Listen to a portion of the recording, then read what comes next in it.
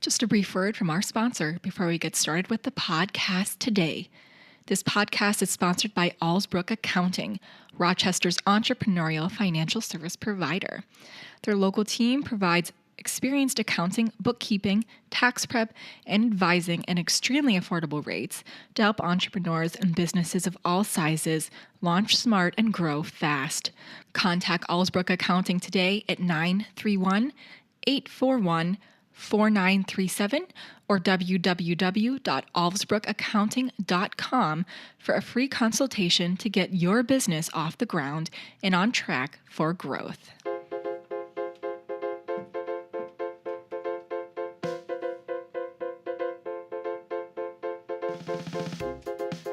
I'm Amanda Leitner, and welcome to Rochester Rising, where we amplify the stories of Rochester entrepreneurs.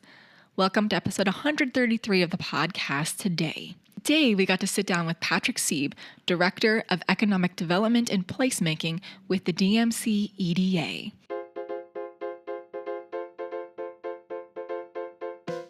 All right. Well, today we're here with Patrick Seeb, the Director of Economic Development and Placemaking with the DMC EDA. So thanks for being here today, Patrick. Yeah, that's great. I'm glad to be here. Yeah. I love the studio. Yeah, so we're in the DMC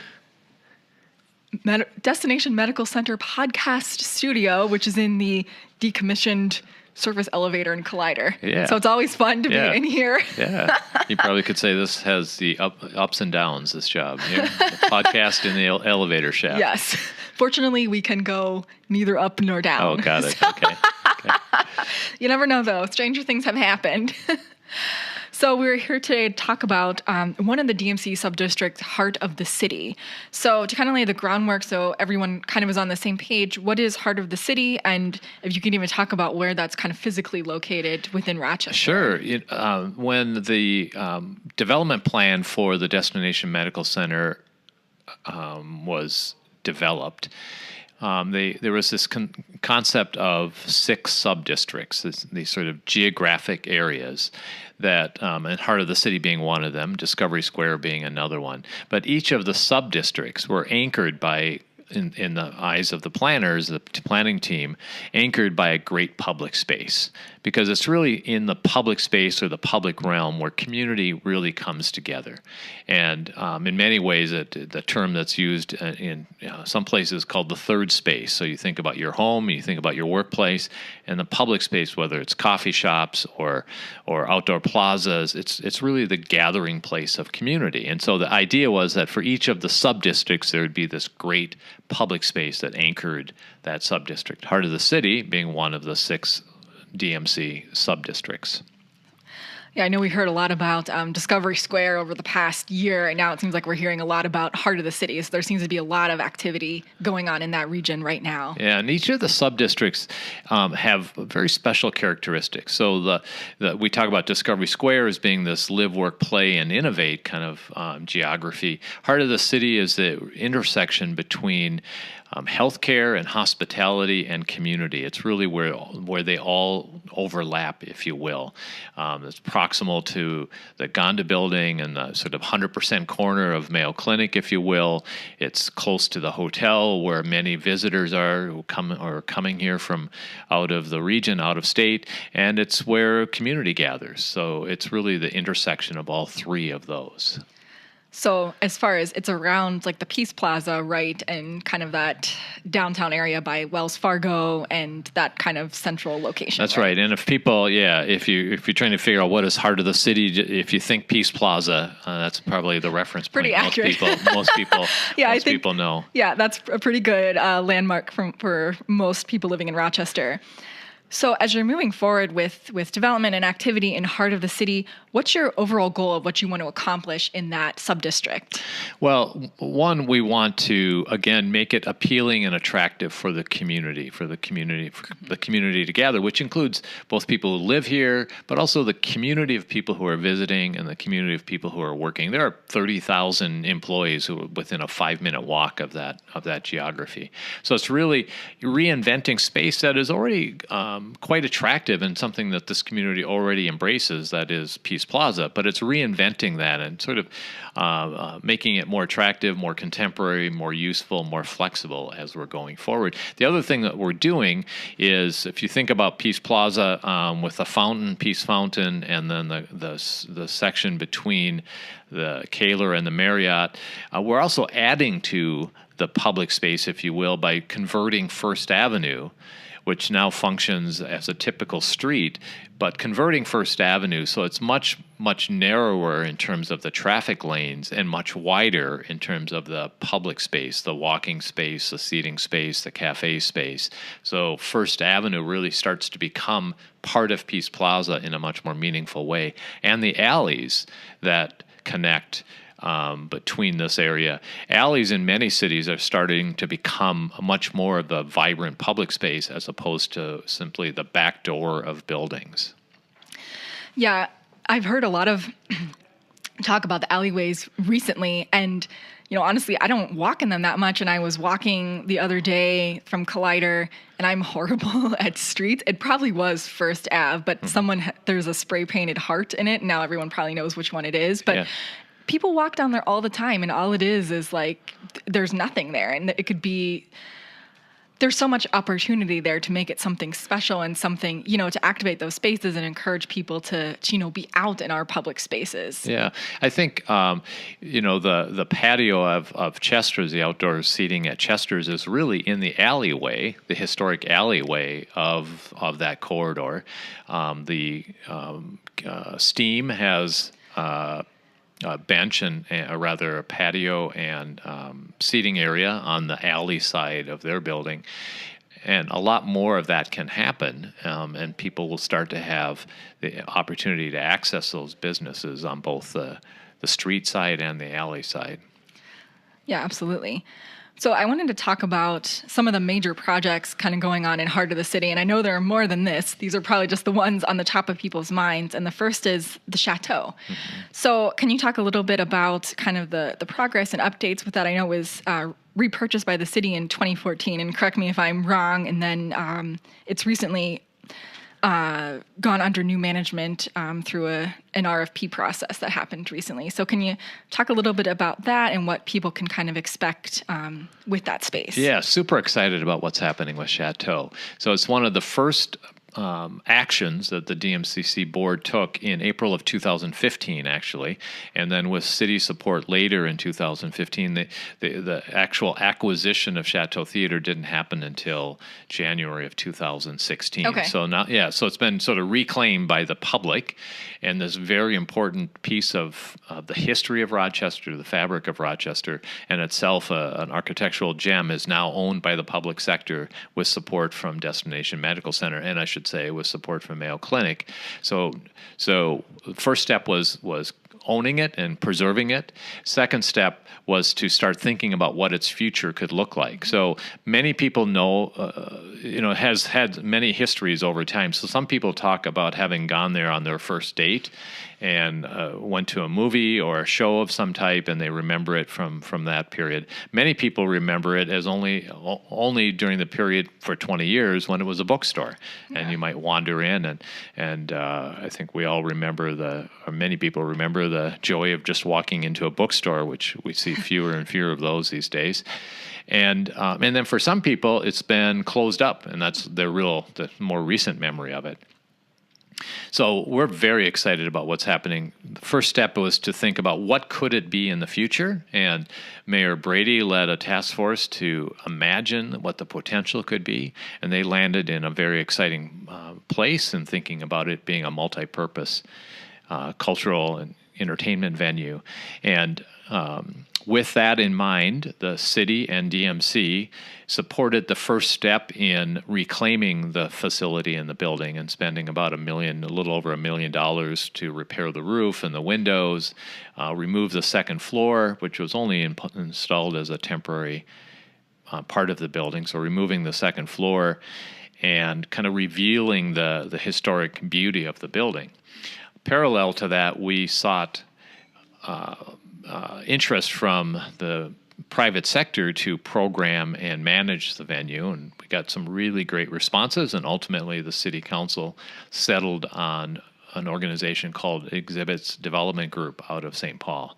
And that group is going to be introducing a whole new kind of experience in Rochester using exhibits as a sort of cultural, historic, and educational platform. Very cool. Yeah, I remember I've been talking to a couple different people over the years who have different kinds of museums, like the Children's Museum, the Automotive Museum. We really don't have that many museum exhibits, the Art Center in Rochester. So this will be something very cool. It'll be fun to see how it develops.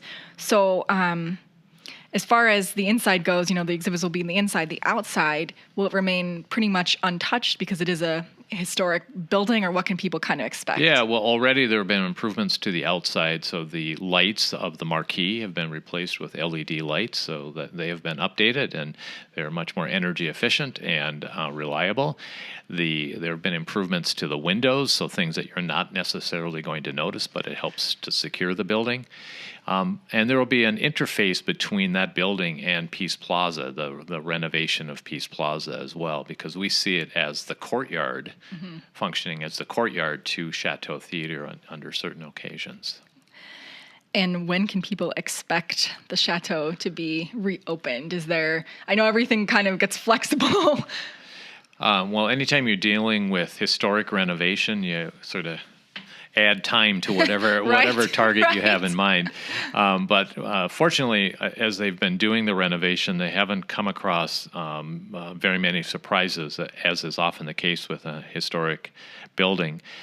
So our expectation is that by mid-June, the preservation work that's underway will be complete. We're working with Exhibits Development Group as to when they can introduce their first formal exhibit to the venue, whether that will be August or September. We're not sure. It's because there are some other enhancements that we want to do to the building so it functions and serves the function of hosting exhibits. But I'm going to just go on record and predict that sometime this summer the public will have a chance to get back in and see the Chateau Theatre. And it is magnificent. So again, if you haven't been in that building, and most people haven't for many years, what has been revealed through this process is quite stunning. Just a piece of history about that building. I'm told it was the first air-conditioned building in Rochester, and it's actually what made movies theaters, or rather vaudeville theaters, that's what it was, successful in many ways, is because they were oftentimes, the first air-conditioned buildings, or public buildings anyway, in a city. And so on hot summer days, that's where people went to cool off, regardless of what the show might have been. Yeah. No, that's an interesting piece of history, because that's what you think of now all the time when it's hot out and you don't want to turn your electricity on. Everyone's going to the movie. That's right. That's right. So, that's a fun little tidbit. Yeah, my history with the Chateau is only knowing it as the bookstore. Yeah. But I did get to peek in there there probably wasn't too much that had been done, but at the DMC annual dinner, that must have been in October or November? October of last year. Yeah. Okay. Yeah. So, it looked completely different. A lot of potential. So I wanted to take some time to talk about some proposed projects going on in the heart of the city, including activity in the Peace Plaza, First Avenue, and Alleyways. So a lot of listeners might have interacted with your team that was out in multiple different places over the past couple weeks. I'm thinking that's probably done now. Are you still out? Is the team still out kind of showing the mock-ups and stuff? Yeah, so we have been out, knocking on doors of all of the adjacent businesses to talk to them about how does the design as it's evolving help them? How does it help advance their business? How might their customers respond? How might their employees respond? So we got a lot of great feedback. And it's really been, as I said, sort of door knocking, going door to door and talking to people and showing them the thinking and getting their insights as we've been moving along. I would also say that because it's such an important public space in our community that any change people are going to be concerned about because they love it as it is. So like, how do we make sure if we make changes, they are changes for the better? So we've had lots of conversations about, for example, Peace Fountain and how does Peace Fountain function in the future. And we spent a lot of time with the artist. The artist is now deceased, but with his widow about what did Charles Gagnon, the artist, really envision when he first developed Peace Fountain? And we found that his full vision wasn't realized with the first installation, and that there were some things that were sort of left unfinished. That this is an opportunity to finish that work as we repurpose or make other changes to Peace Plaza. And so we're very excited. By the way, there is a 30th anniversary celebration of Peace Fountain on June 22nd of this year, and we would encourage the public to come out and experience that. So a lot of these projects, the Peace Plaza, First Ave, and the Alleyways, they're all in kind of phase one, right? So can you talk a little bit about what the projects at each of these sites look like at the moment, kind of what stage they're in, and kind of what the public can expect at these locations? Yeah. So we are in the phase of design called construction document. So after 2 years of design work and prototyping and testing ideas, we are entering the construction document phase, which means getting to the level of detail of determining the color of brick pavers or the size of the furniture or the actual placement of furniture and engineering of the electrical system. So it's a very detailed level of design, and we will be kicking that off this coming month so that we can then get the project out to bid in October or November, which is the best bidding season for this kind of work, so that we can commence construction in spring of 2020. And it's about a 12-month construction cycle. So spring of 2021, we expect to have this phase of work done. And what this phase looks like is a enhanced Peace Fountain. So the original Peace Fountain, slightly modified, removing that base that actually keeps people away from the fountain so that you can actually get to it. Mm-hmm. A surface scrim of water that gives people of all abilities the opportunity to access the water feature. Furnishings that can be easily moved about so that one day it can be a place for casual seating.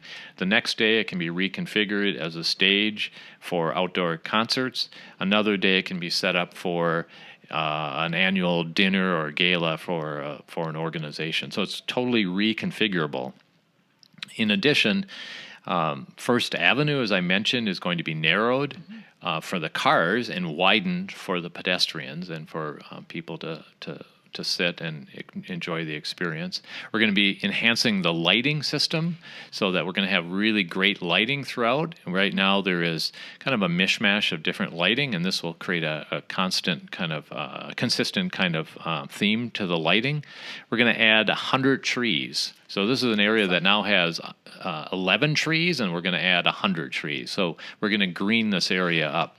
And we are going to, we've asked our designers to really push the envelope on something we call, is called universal design. And universal design is like ADA design on steroids. It really goes beyond the curb cuts or the signs that say handicap seating to creating a space that is welcoming to people of all abilities or limitations.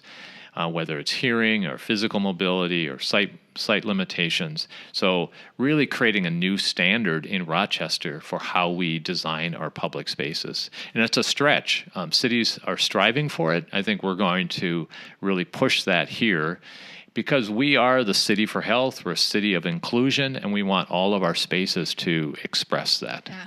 Well, like you said, any project like this is large and it's very complicated because there's a lot of stakeholders involved, whether it's those local businesses, the public, and getting feedback is so important. So I'm excited to see what happens over the next couple months. And yeah, when I was looking at the mock-ups, it looked beautiful. You know, I loved all the lights and things in the alleyways. It looks like things I've seen in other places and really kind of encouraging people to be be out and in these spaces and take some more time Yeah. to be out. And I love the tree idea. I can't wait to see what that looks like. Yeah, right.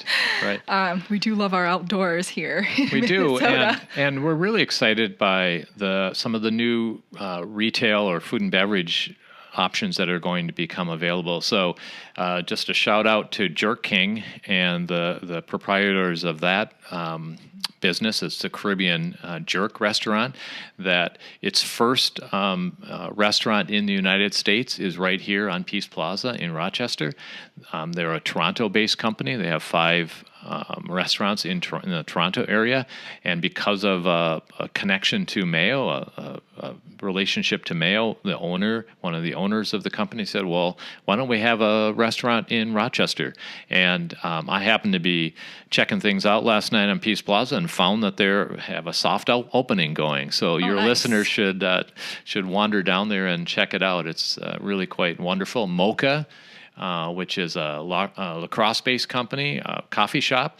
They're known for their drive-up coffee shops. This is going to be their first model that isn't drive-up. And I think that they will be serving beer and wine. So it's a new concept for them. But again, taking advantage of the public space of Peace Plaza. Yeah, that'll be really cool. I did actually try Jerk King for the first time. They were at the movies in the park last year. Okay. It was so good. Oh, yeah. Yeah. Right. It was very good. So we talked a little bit about, getting through the design phase with the Heart of the City projects, especially these Phase 1 projects in Peace Plaza, First Ave. So you want to talk a little bit about who the design team is and what that process has been like? The design team is led by Cohen and Partners, a Minneapolis-based landscape architectural firm, but they have assembled a great group of subcontractors or partners to work with them, including an engineering firm that's looking at things like stormwater and how do you create a curbless street? A curbless street being one where it's level all the way across the sidewalk, and how do you create a street that works with a Minnesota winter where there's snow and freezing and so forth. So it's you need to have great engineering team as a part of it. So there's engineers, there's artists on the team, both local and national and international artists as a part of the team, adding a kind of flair to this project that I think we haven't seen in the past here. They have as a part of their team people who are supporting us around community engagement and community outreach, and people who are helping us with some of the architectural work that has to go with it, and some of the prototyping and furniture design. So it's a really incredible, well-rounded team. So this team is so important That's in right. everything we're doing. So as we look further down the road, for you, for your team, what does success in Heart of the City ultimately look like? Well, I think success will be measured both by how people respond to it, how functional it is, how do the existing businesses take advantage of it, how does it help them? Because, the way people use public space, it really revolves around food and food and beverages. Mm-hmm. So in many ways, the people who help program public space are the businesses that are near those public spaces. That sort of creates the constant programming, if you will. Just even in my observation last night, as I mentioned, I was on Peace Plaza, and the number of people wandering into Jerk King, and it was literally their first day. They only opened because the food got delivered, and the owner said, well, we shouldn't wait till Friday. The food is here. We might as well start cooking and opening the doors. And I just watched the number of people just wandering in, even though Peace Plaza right now is a bit torn up because of another project going on. So one is just how do the businesses and the community respond to it? Another metric is, does it set a standard? As we are going through this hundreds of millions of dollars worth of transformation of Rochester, does it set a standard? Do we learn from it in a way that we can apply to the next project so that the next project is better than this project? And I think that's what is expected of us, and it's expected of us by the state of Minnesota, who is supporting Rochester through this transformation. What do we learn from it that we can apply and that we keep raising the bar here in Rochester? Yeah, I was thinking about this when I was prepping for for this podcast today. And even, let's say even, I don't know, 16 months ago, we were still very much in the discussion phase. And now, there are so many projects going on. There's so much activity. It's just it's certainly ramped up now. Well, I think the transformation that we're going to see in the next, you mentioned 16 months. So in the next 16 months, the number of new people who are living downtown, the people living downtown is what really creates vibrancy in a downtown. And I've seen this most recently in St. Paul and Minneapolis. Now, of course, they have bigger, much more sizable downtown populations than Rochester might ever have. But when the Maven on Broadway opens, 140 apartment units, which probably means 250 new residents, or residents at Discovery Square, or the Hilton Hotel, which has hotel guests, or the Hyatt Hotel at the American Legion site. All of these people, as individuals, will add so much vibrancy, and it makes our restaurants more successful. And when our restaurants are more successful, it draws more people downtown. It's this virtuous cycle that I think we're going to start to witness firsthand. Yeah, absolutely. And I think in anything we're doing, community is so important. Community keeps people here. That's right. Keeps people engaged, and it makes it a place they want to be. That's right. So I certainly understand how that works. So my last question for you, how can the public learn more about progress in Heart of the City? Please encourage people to go to dmc.mn. That's our website, and we try to keep people informed and up to date using that mechanism. But better yet, participate in any of the open houses that we have, any of the surveys that we produce, any of the prototype installations that we do, and give us feedback and share and give us information that can help improve the work we're doing, because it is through this sort of constructive critique that we will all be better as a community. Absolutely. That was my last question. I'll wrap up by asking you for any final comments and the best place to find yourself and connect with your work at DMC. Well, you can find me on Facebook or find me on Twitter and other social media platforms. But again,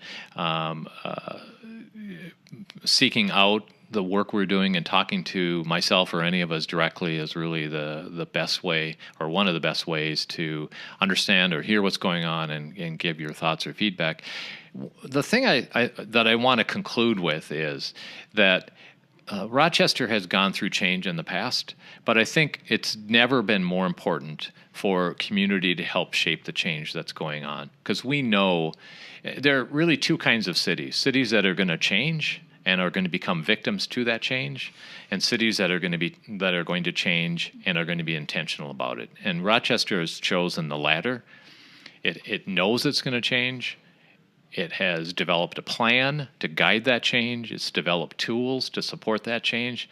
But the plans and the tools, they're not perfect, but they're better than the absence of that. And I think Rochester is going to be sort of profoundly affected by the investments going on, and the community should help shape those investments. Awesome. Well, thanks so much for your time today. I appreciate it. Thank you. All right. Thank you, Patrick. Appreciate it, Amanda.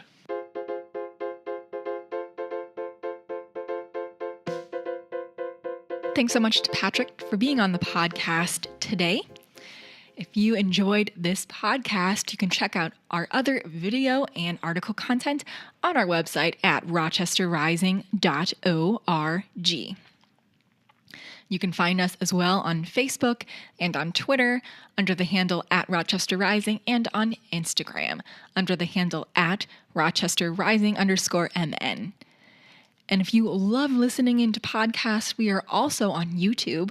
Most of our podcasts are slowly getting onto YouTube. So if you like to listen into podcasts on YouTube, you can listen in to these same exact podcasts there, as well as you can watch all of our video content on our YouTube page. So check us out there. Also coming up, we have our next monthly communication session focused on mental health. This session will be held Wednesday, June 26th, starting at 5:30 p.m. It's only an hour long, and it's at Collider 424. So the goal of this session is to provide a safe space to communicate mental wellness challenges with the goal to help create a community of support for Rochester entrepreneurs. So it's only $5 to attend. You can find it on our Facebook page under events and also on Eventbrite. So check it out. We hope to see you there. All right, that's a wrap for our podcast today. Be sure to subscribe to us on iTunes or wherever you listen into your podcast content. And we'll see you here again next week with a brand new episode.